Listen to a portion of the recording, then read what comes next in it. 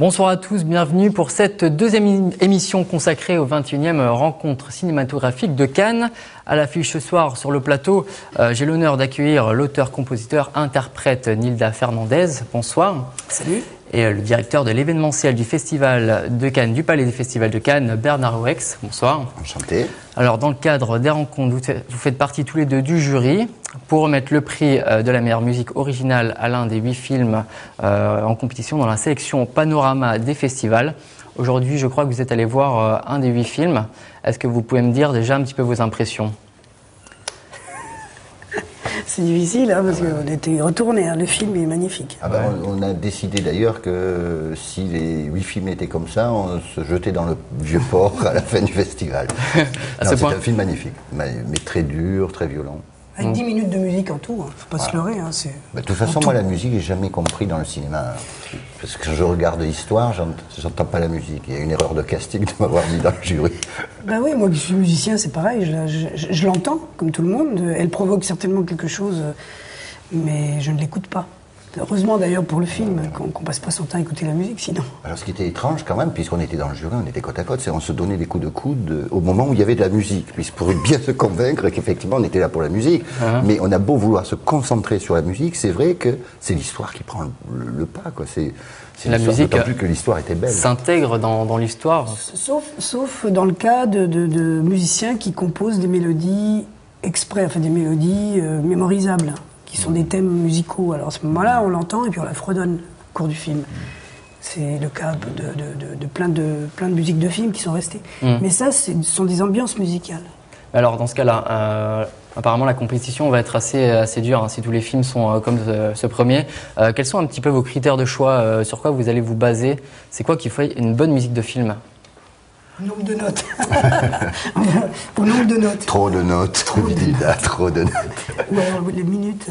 Non, mais je crois que de toute façon, le vrai bon film, c'est celui qui allie à la fois la belle histoire, la belle image, le bon jeu et la bonne musique. La musique fait partie intégrante d'un film. Et tout à l'heure, on riait en disant qu'on n'entendait pas la musique. C'est pas vrai. La musique, elle est là pour être discrète au service d'une histoire, mais pour exister dans cette histoire.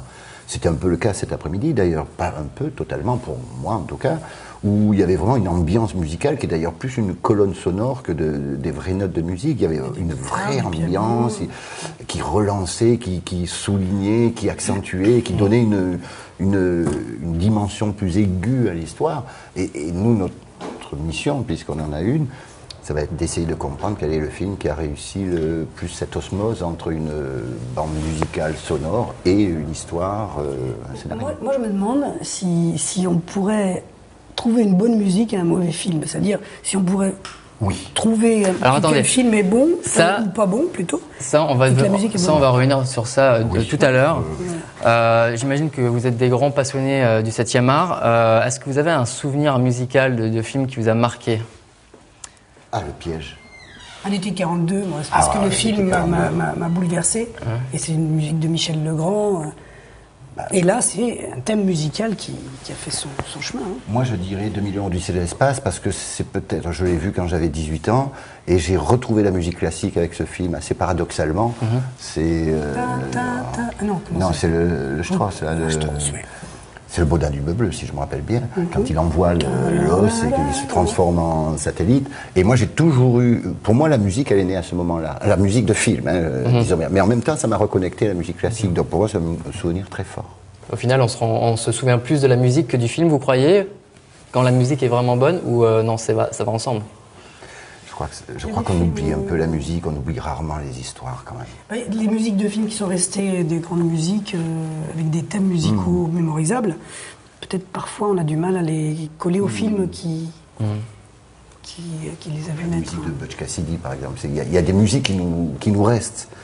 Sauf que j'aurais plutôt tendance moi à me rappeler des histoires ou des images, alors que mon métier, c'est plus la musique que le cinéma, même si j'ai fait des études pour le cinéma. Donc c'est assez paradoxal. C'est vrai que pour moi, la présence de ce jury est assez étrange, dans la mesure où toute ma vie, c'est plutôt la musique, et toute ma formation, ça a été plutôt le cinéma. Ah non, c'est logique. Oui, remarque. Grâce au RCC, j'avais enfin noué la boucle. Alors en tout cas, hier soir, c'était la cérémonie d'ouverture de ces 21e RCC. Notre équipe de tournage y était. Regardez. Le Palais Stéphanie sous le feu des projecteurs pour la levée de rideau de ses 21e RCC. Devant une salle comble, prometteuse et enthousiaste, le journaliste Laurent Delmas a eu l'honneur de présenter le festival au public. Les organisateurs ont décidé de tirer la sonnette d'alarme et de se demander si le cinéma arrivera à sauver la planète. J'ai le regret en ouverture de ces 21e RCC de vous dire que non, le cinéma ne sauvera pas la planète. Quant au film de Patrice Lecomte, diffusé hier soir en avant-première, il ne sauvera peut-être pas le cinéma français, mais il a eu le mérite de susciter des réactions. Alors Patrice Lecomte, j'ai envie de dire, c'est 2 fois bien, 1 fois pas terrible. Mais j'ai passé une bonne soirée.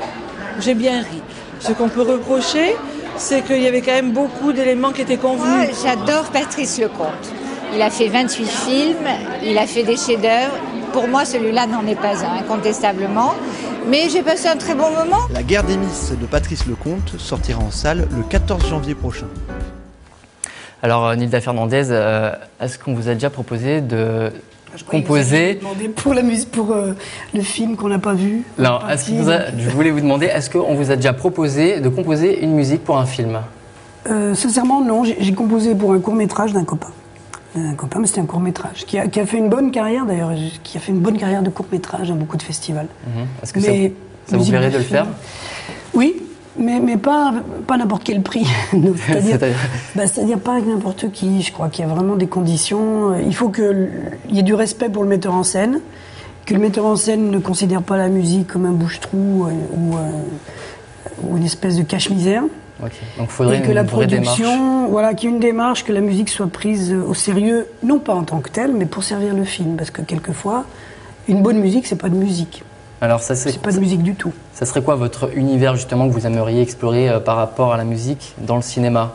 Vous n'avez pas un univers particulier? Non, aucune idée. Ça dépend du film. Ok. J'ai pas d'a priori, non. Est-ce que vous pensez justement, alors on revient à la question que vous aviez abordée tout à l'heure, est-ce que vous pensez qu'une bonne BO est toujours associée à un bon film ou pas forcément? J'ai un exemple là, justement, j'y réfléchissais.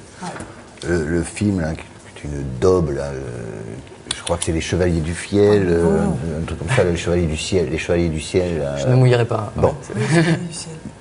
Musique du film Archive. La musique est exceptionnelle, le film ne vaut rien. Alors, il peut y avoir, la règle c'est quand même la grande musique avec le grand film, on est d'accord. Mais il peut y avoir des musiques absolument extraordinaires qui viennent parce que c'est une commande, parce qu'ils sont là, parce qu'on ne sait pas pourquoi, et d'un seul coup la musique prend le pas sur le film. Mais ça ne sauve pas le film quand même. Ça ne sauve pas le film, ça c'est évident. Ok. Nilda, est-ce que vous pouvez nous parler de votre relation un petit peu avec le public? Est-ce que quand vous allez justement à ces RCC, on vous reconnaît? Est-ce qu'on vous accueille différemment? Est-ce qu'ils attendent quelque chose de vous? Pas particulièrement. Non, parce que moi j'ai une chance quand même, c'est que depuis pas mal d'années, je suis pas trop à la télé. J'ai fait d'autres choses, donc ce qui fait que ça s'est un peu calmé. Je peux être quelque part avec une forme d'anonymat. Et c'est très bien pour la tête. Alors il y a quelques personnes qui te reconnaissent, mais comme ils savent pas trop comment on fait pas partie de leur paysage quotidien, donc ils vous embêtent pas. Eh bien, nous avons rencontré donc le public des RCC. C'était pour faire ma transition à la sortie du film Zone Rouge. Je vous propose tout de suite de regarder.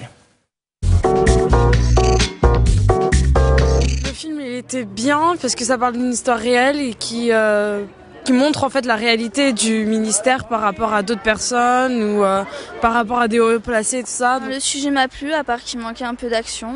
Et c'était sur les raisons de la pollution. J'ai trouvé que le film était un peu long en fait par rapport à l'histoire, que c'était un petit peu compliqué tout ça, mais sinon j'ai trouvé que le film était pas mal. Il était bien, il y avait des moments sympas, mais à la fin ça s'est plutôt fini mal. C'est vrai que ce film il date un peu, mais le sujet est toujours valable de nos jours. Les grands problèmes environnementaux sont liés aux décisions en fait des gouvernements, des États, et que l'individu est bien peu de choses par rapport à certaines grands... Voilà, donc nous allons toucher à la fin de cette émission. Qu'est-ce que vous réserve ces prochains mois, Bernard Rouex? Moi, de toute façon, ma vie, elle est au Palais des Festivals, enfin ma vie professionnelle. Il y a une belle saison, il y a beaucoup de belles choses. Il n'y a pas que le cinéma dans la vie, même si le cinéma est une part importante de la culture. Et donc, je vais continuer. Mais en attendant, je vais surtout vivre une belle semaine de cinéma avec des gens que j'aime, dans une manifestation qui me plaît, où je viens chaque année d'ailleurs. Et en plus, cette année, c'est vrai que d'être dans le jury, c'est quand même très agréable. Et de votre côté, Nilda, d'autres voyages? Un voyage en prévision? Après les rencontres, je pars à l'Est, je vais jusqu'à Gênes, ça fait pas loin, les voisins, et puis je vais finir l'album que j'ai commencé là-bas.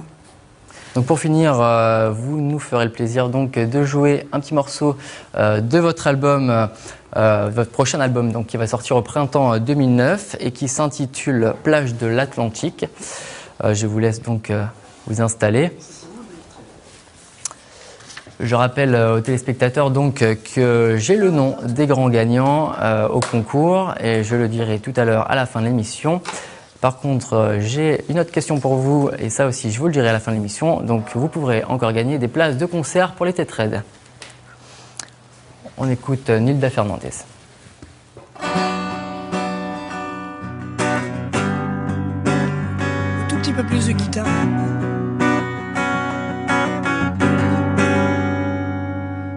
J'enfermerai dans ma hutte les semelles usées de mes voyages. J'entraînerai dans ma chute la pluie de tous mes gros nuages. Quel soulagement pour mes veines, quelle tranquillité pour mon sang. La nouvelle racine humaine ne me fait pas plus peur qu'un géant. J'emporterai dans mon arbre une photocopie de ton cœur.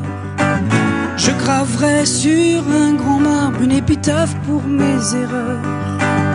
Quel soulagement pour ma bouche, quelle tranquillité pour ma voix. Les générations qui se couchent n'ont rien laissé de leurs 10 doigts. Plage de l'Atlantique ou falaise de la mer Baltique, je reviendrai sûrement un jour, je reviendrai. Place de la Concorde ou de la Révolution d'octobre, je vous oublierai sûrement un jour, je vous oublierai.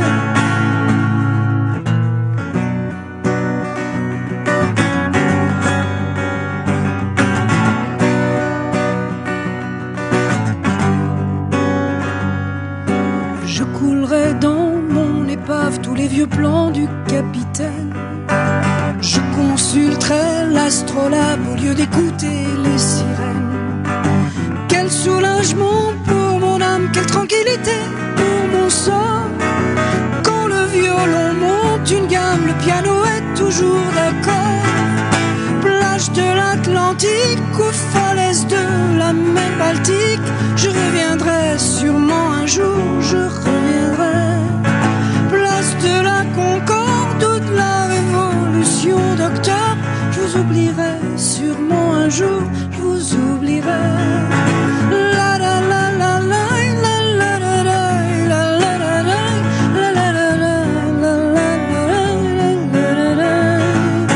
Place de l'Atlantique ou falaise de la mer Baltique, je reviendrai sûrement un jour, je reviendrai.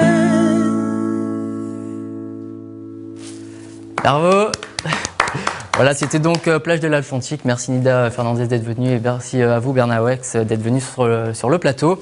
Voilà, l'émission touche à sa fin. Je vous donne la réponse à la question d'hier. Le nom scientifique du faisan argenté est le Lophiura nictimera. Bon, c'était pas facile, mais bravo quand même à Léo, Alice et Jacques. Vous avez gagné des places pour le concert des Têtes Raides. Et pour les autres, vous pouvez encore tenter de gagner des places sur le site internet en répondant à cette question. Quel est le nom de la chanson que Nilda Fernandez vient d'interpréter pour nous? Pour ma part, je vous retrouve demain, même endroit, même heure. Et forcément, bon festival à tous.